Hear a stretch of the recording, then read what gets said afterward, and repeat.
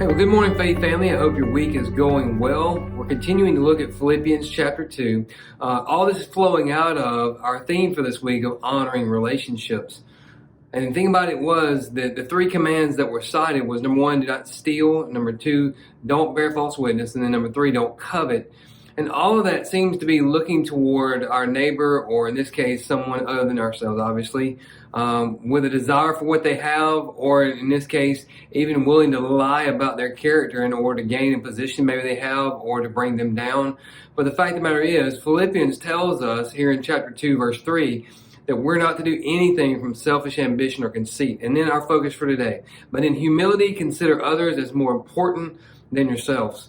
Now, it's fascinating that Paul would choose that word, and I think he did it intentionally for the purpose of differentiating stark difference between the believer, the follower of Christ, and then the one who is still working through the world system, the one who's still working out of the old nature and the flesh. The reason why I say that is because the word humility in the first century was not a term that was applied to someone in a good way.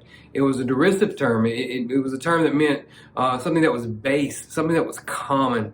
It was usually reserved for application to a slave because it seemed to indicate that something didn't really have significant value. And in this case, Paul obviously means to think less of yourself, because some translations say in humility of mind. And so it means think less of yourself. But not just that, but he says consider others is more important. The word consider there, regard in some translations, means I'm not just jumping right into this. It's something I put serious thought into. It's a value decision that's based on a truth. For us, we know that to value another correctly and then to devalue ourselves in terms of humility of mind is based on who Jesus is. I mean, after all, once you get to verse 5, Paul says, have this attitude in yourselves. It was first of all in Christ Jesus. We've been promoting those verses all week long. And so as we think about this, he gets to the end, he says, more important than yourselves. That's one of those words that's got the word hyper attached to the front end of it.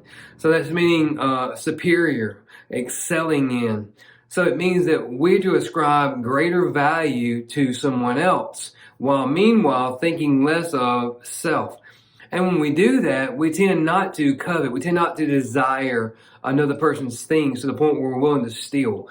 We tend not to desire another person's position to the point where we're willing to bear false witness in order to gain that position. So one thing that Rick Warren says, and this is cited in the student edition of this week's devotions, it says this: humility is not thinking less of yourself, it's thinking of yourself less. So that might be a good way to think about it. It's not just thinking less of yourself, it's thinking about yourself less. Putting your focus on others so that their concerns are now your concerns, so that their needs are now part of your desire to meet those needs, and they go hand in hand. Because the writer asked this question: how do you demonstrate humility in your life? How do we do that? Because it's got to be an action. There's got to be an action that flows out of it. We're not just talking about an attitude of valuing myself less. We're talking about an action that demonstrates to someone that I value them more. And of course, we can do that in the context of the do nots. Do not steal, do not bear false witness, do not covet. But we also do that in terms of what I'm doing. I'm showing concern for someone. I'm praying for them. I'm showing compassion to someone. I'm forgiving them.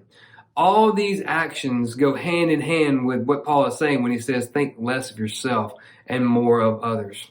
I know this will be a challenge, especially if you're at the end of your rope, it's been a long week, you're out of patience, you're tired, all those things, and people are still pushing those buttons.